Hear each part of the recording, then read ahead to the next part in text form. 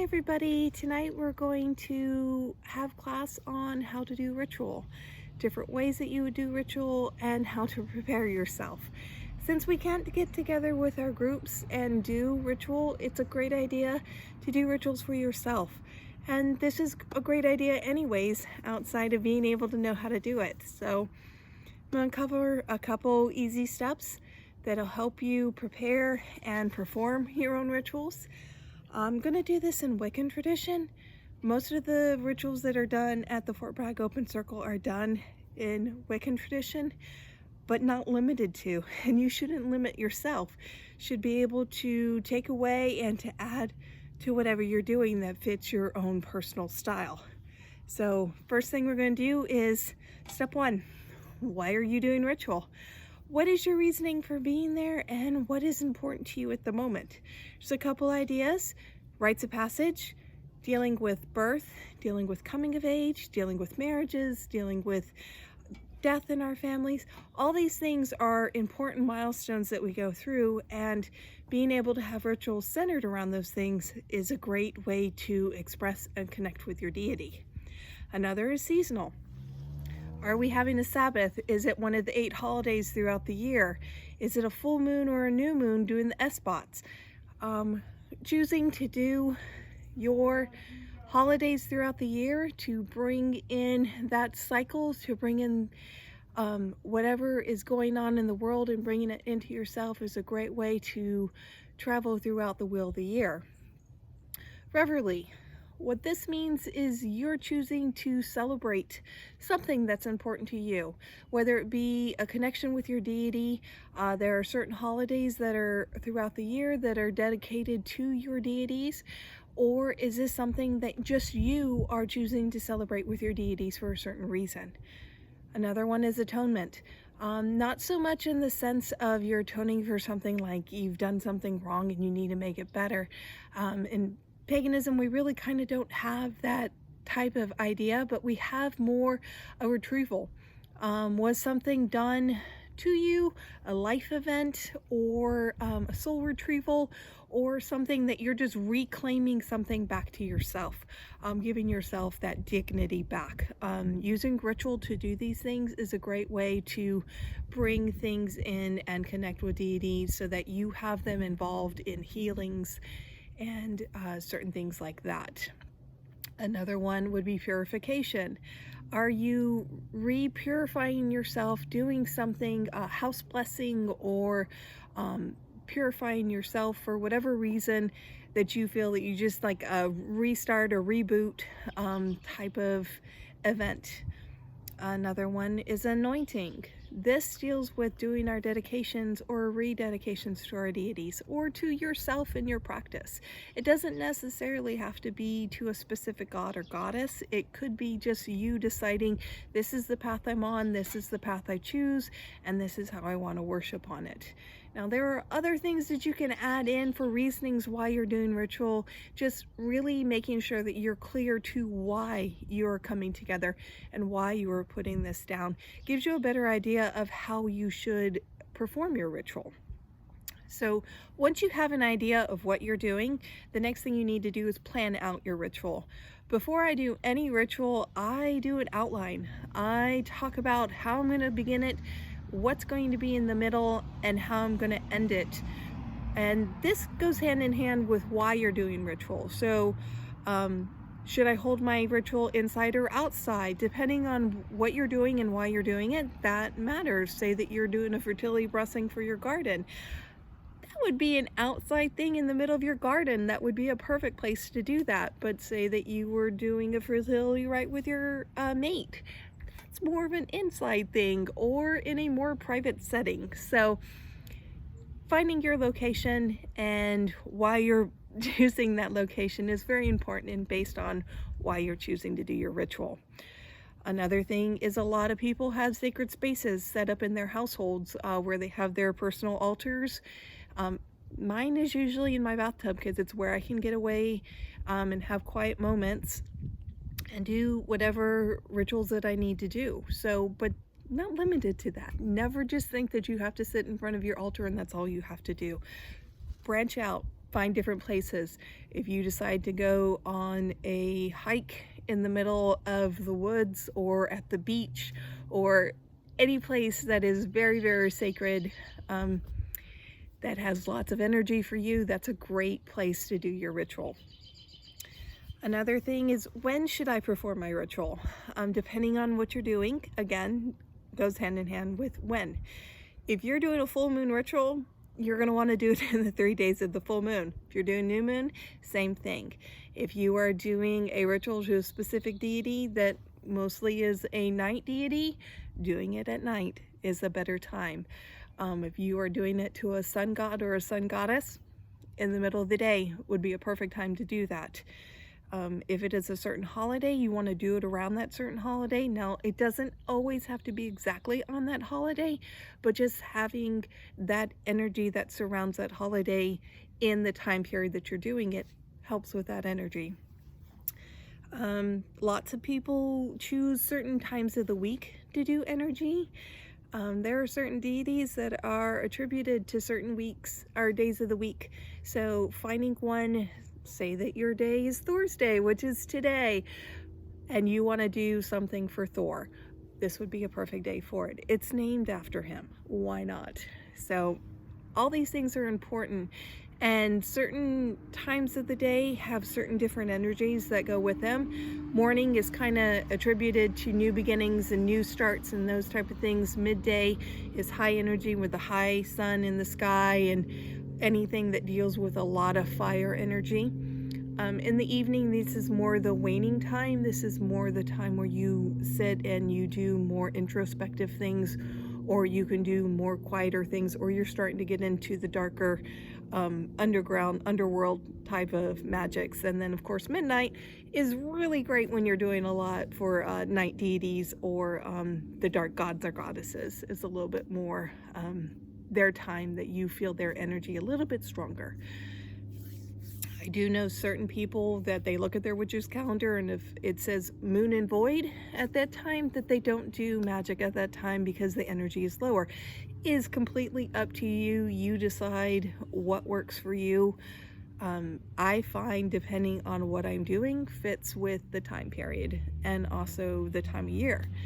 So there are people that plan out their entire year. They're like, okay, on this date, on this time, I'm going to do this ritual and I'm going to do this energy.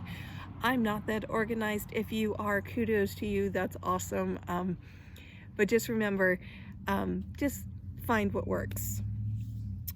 Second thing, what do I need? That's why I say write it out, decide what you're doing, why you're doing it. I always do scripting. I don't necessarily have a paper when I'm actually doing my rituals in circle with me, because I don't like to read off of a paper when I'm doing it. I like to feel more the energy of the deity speaking through me. But that's up to you. That's completely a personal choice. What I do though is I do write it out. I do have a plan of, I'm going to call to this deity. The prayer I'm going to say is going to be along these lines.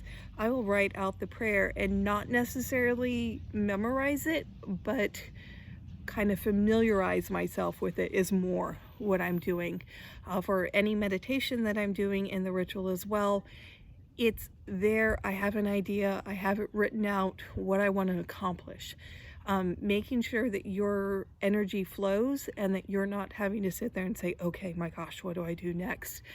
Helps with the flow of your circle so that you don't get distracted by having to think of the next step. You have the next step planned out. Now, there are times that deity takes over your circle and they have a whole new plan for you. Be prepared for that, and that's not a bad thing, because usually when they do that, they have a bigger sign or bigger message for you, and that's a great gift that you get that. So making sure that you have your incense planned ahead. I traditionally have frankincense and myrrh that I use for most of my personal stuff that I do outside of holidays. If it's a holiday, then I am doing an incense that is specifically attuned to that holiday. or Palo Santos is another one. It's another go-to for me. So also your offering. I traditionally try to put my offering to what's going on. If it is a moon type of situation, I usually do the same type of offerings every time, but my deities are accepting of that. They like what I give them because I get really good signs back. So also, if I'm doing something specifically for my deity, minus Hecate, she likes odd things. She likes raw eggs. She likes olives. She likes fish. She likes some of the strangest different things that I give her and that I make sure that I set out for my deity. So kind of have that ahead of time so that you can have that incorporated in, and it just be another beautiful part of your ritual. How are you going to set up your altar? Next week, I'm going to do a class on how to do an altar. I'm also going to cover the tools that you might use on your altar. Let me say real quick, you could do an elaborate altar if that's what you're drawn to, if that's what you feel like doing. You also can throw a blanket on the ground and just be you. It really can be as simplistic or as sophisticated as you want it to be. It's truly what you're called to do. When I do group rituals, I do them a little bit more because I like to have the visualization that people can adhere to. But when I am doing personal rituals for myself, I really have a lot of things that are set out. So it's up to you how you want to do it. If you feel that you need to go all the way every single time, that's okay. That's you, and that's how you feel like doing it. Ingredients. There's going to be some kind of working that you do during your ritual. Last week for Ostara, we talked about doing a planting ritual. Having your seeds ahead, having your seedlings, plants, whatever it is, having the dirt and pots. If I had one of these things missing when I did that ritual, it would have just been very frustrating for me. So having everything, what ingredients you need for your ritual ahead of time, set aside, gathered up, put aside for when you do ritual is a great way to alleviate some of that frustration that you might feel. So, attire. What are you gonna wear? There are certain people that set aside certain outfits for ritual. I have a cloak that I will wear in ritual and I don't wear other places, and I have certain jewelry that I wear, but it's not necessarily that, oh my gosh, this is what makes me be in the middle of ritual. What it does do is when I put on that jewelry or I put on that cloak, my brain clicks in a little way and says, oh, we're doing ritual. So it almost like automatically prepares me. I try to do ritual dressed up. Like, I don't want to just wear jeans and show up and be like, hey, I'm here and here's what I'm doing. I know this is a very fancy ritual, but I wore jeans. It's up to you though. If you're very comfortable in jeans and you feel no different than in jeans and you do something else, go for it. I like to, if I'm doing especially holidays, I like to dress up for like what the holiday is. You can put on the silly, ugly sweater in the middle of your Yule ceremony, or put the flower crown on during Beltane or Midsummer. It's a great way to express yourself and put your mindset a little bit deeper into whatever ritual you're performing that day. What deities are you going to decide to call? Are you going to call deities? A lot of people don't call specific deities. They call the spirit, they call the all, and that's fine too. But if you are calling certain ones to do certain things, you want to have that ahead of time and you want to know how to say their name, because it's kind of important that you know how to pronounce it. I say that because I'm really bad at it. I know I am one of the people that will butcher something. I try very hard and I try not to. So I do practice ahead of time to say the names of the deities that I'm calling correctly. What quarters are you calling? Calling the quarters in is a great way to protect yourself and to protect your circle. And you're gonna have to decide, am I gonna call angels? Am I going to call gods? Am I going to call fae? Am I going to call elementals? Am I going to call dragons? What am I doing? And do keep in mind, if you're doing just a tiny ritual for yourself and you're just like, hey, I just wanted to come out here and say hi, connect, and do a meditation, um, think about why you're calling in the certain quarter. A lot of people think, oh, I have to call gods every single time, or I have to call angels single time. No, you really don't. I mean, if you feel like that's necessary, that's fine, but you really don't. Calling elementals will guard your circle just as great. Do keep in mind though, when you do call in certain levels, there are ones that are higher, gods, angels, fae, kings, um, dragons, these type of ones. These are the ones that you are asking to show up. You are requesting that they show up. You are not demanding that they be there. Elementals are a little bit different. Calling just watchtowers, you are saying specifically, I need you here, I need you to do this, and then you send them back to where they were. You never dismiss gods. You never just, okay, thanks for showing up. Now you can go away. No, if they want to stay, they can. But elementals is a little bit different. You are specifically calling them for a reason. You specifically need to release them in the same tradition. So, next up, prepare your space.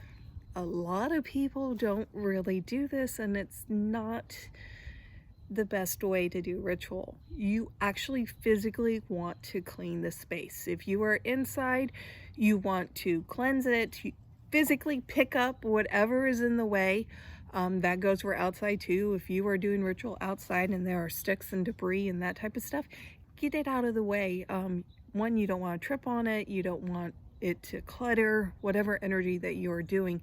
It's almost like be respectful of the area which you are working in and respectful of what you're doing at that time. So physically clean everything. If you're doing it inside, you can also do smudging, sage, Palo Santos, cedar, your choice, whatever you decide to use. Once that's done, you can set up your circle, set up your altar in the middle, get all your stuff ready to go. The next thing is you're going to physically clean yourself. You're going to go bathe, you're going to go take a shower, and when you're doing this, you can do a couple different things. You're not just bathing your body, you are doing a ritual bath, ritual shower. When you're doing that, there are certain things you can do. You can use herbs in your water, you can use oils. Be careful with what you use, especially speaking from experience. If you put peppermint oil because you want to smell really great for your Yule, it might burn in certain areas. So be prepared. Just know exactly what you're putting in and why you're putting it in and whether or not it's going to react with your skin or not. There are certain ones that you can put in your bath and that's fine. Salt is another great thing.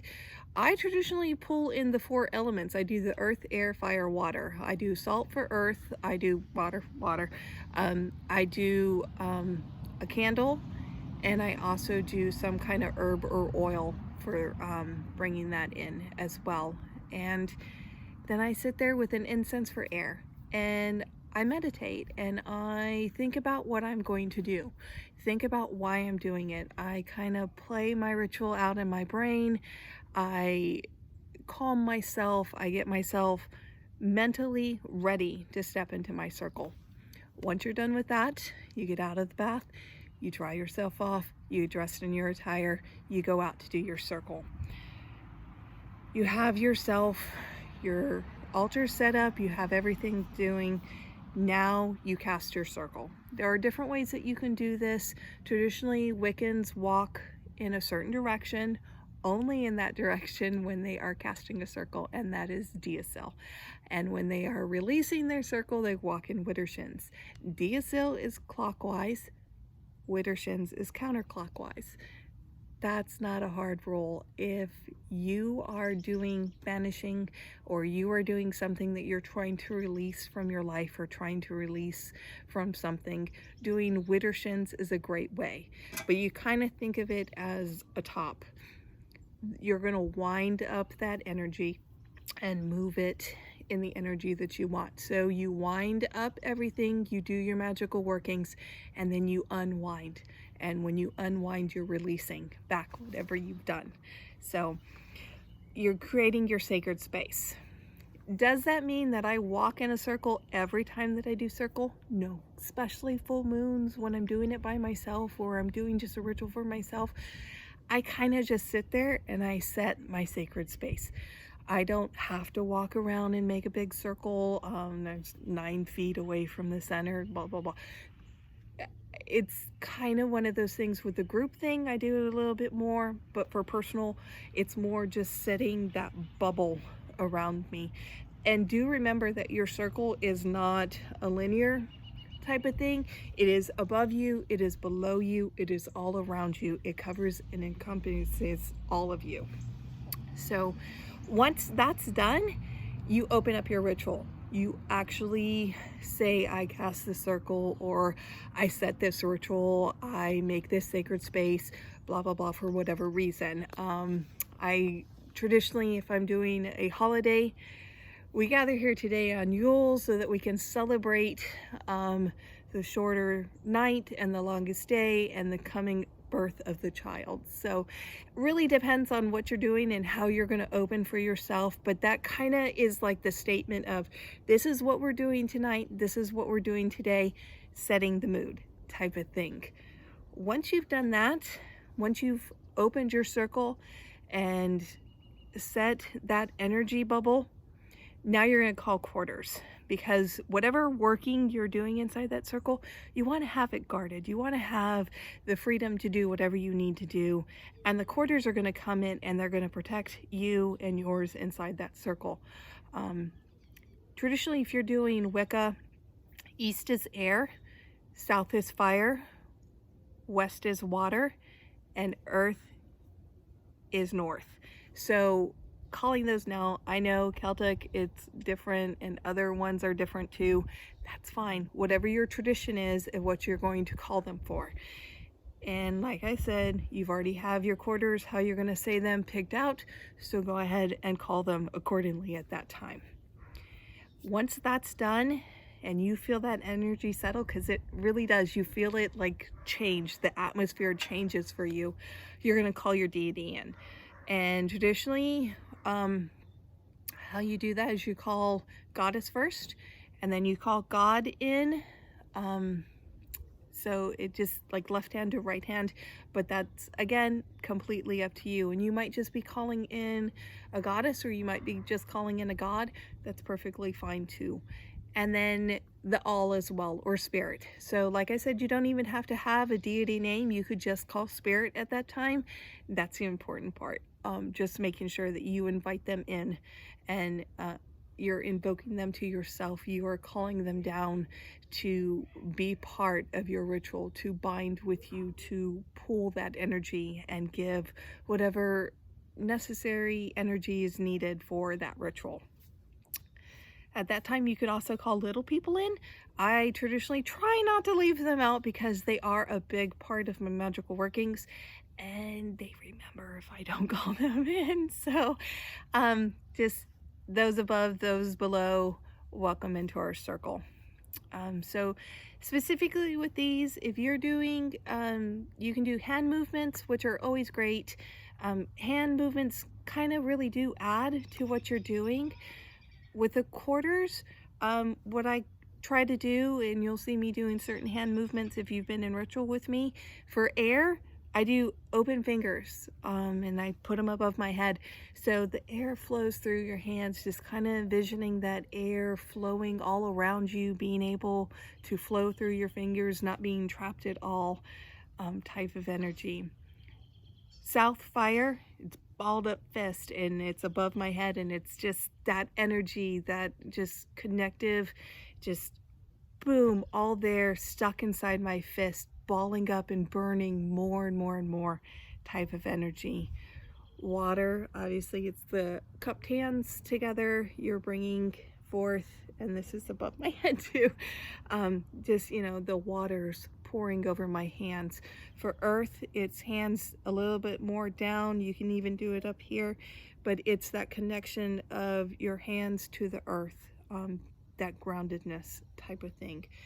Deities, when you do the goddess call, it's usually, I hope you can see this, it's above your head and your hands are out, or they can be open. It depends on whatever you feel comfortable doing, but they are above your head.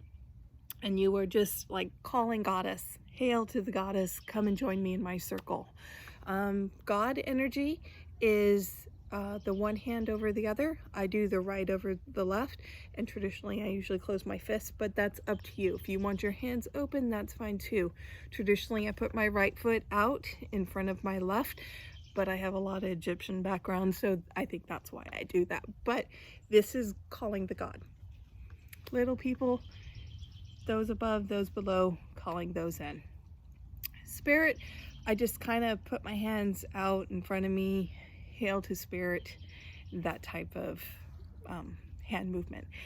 Different ones for different groups. Different people feel comfortable doing different things. I just wanted to give you an example of how I do it. After that, step 9, you're going to do your workings. What are you doing? Why are you doing it? You're going to do your meditations at this time. You're going to do your spell workings at this time. You're going to do your honoring at this time. Say that you're doing a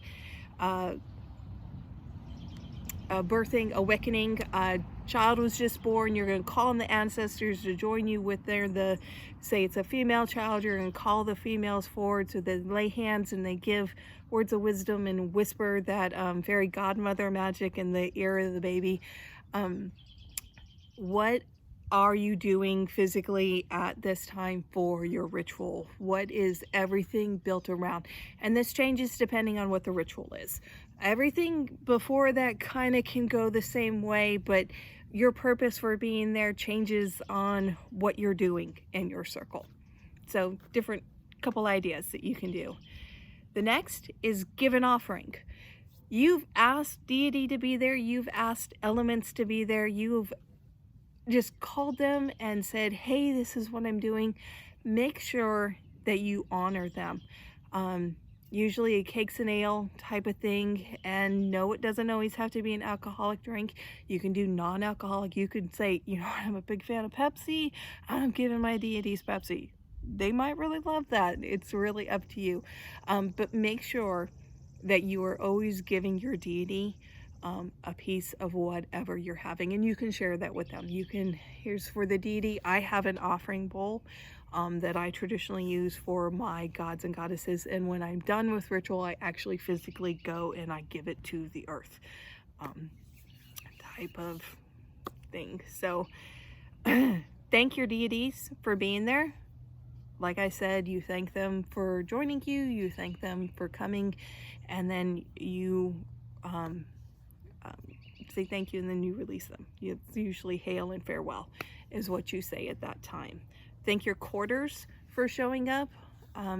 Like I said before, if you've asked a elemental or something like that, thank you for joining me. Go back. If it's a god or angels, thank you. Go if you must, stay if you wish. Type of things that you can say at that point. And then you're going to release your circle.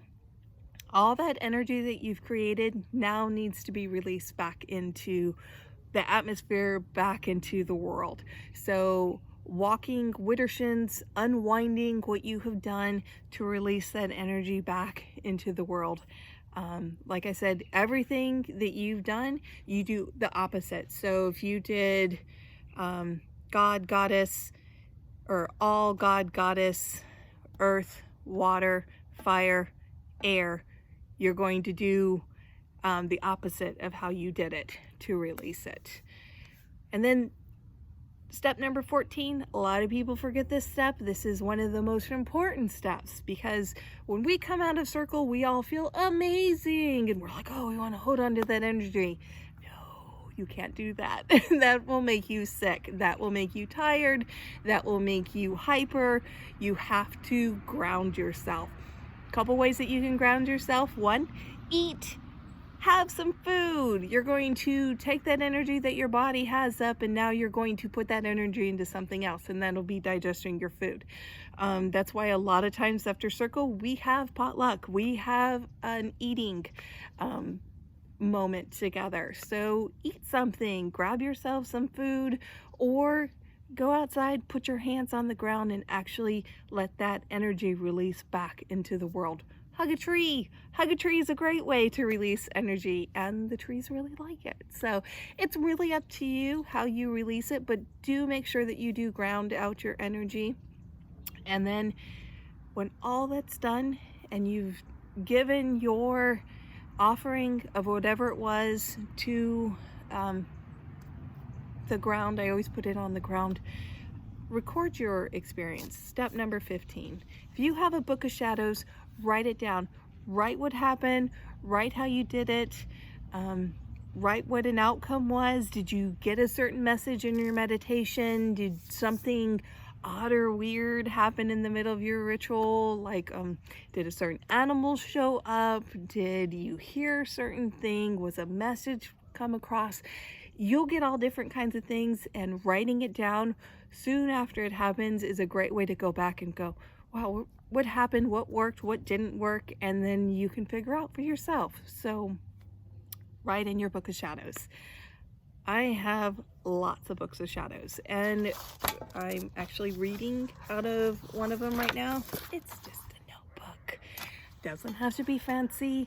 It's really up to you. Now, if you want to do the whole leather bound and write in magical writing,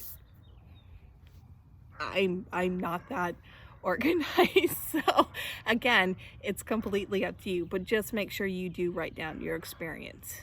So that's all I have for class tonight. I hope everybody's having a great week, and I hope that you are all very healthy and staying okay and mentally are okay with all this shut-ins. I am terribly missing my people, but we're all going to be fine. So I hope you all are well. And next week, I'm going to do tools that you can have on your altar. So I look forward to seeing you next week. Thank you. Blessed be. Have a great night.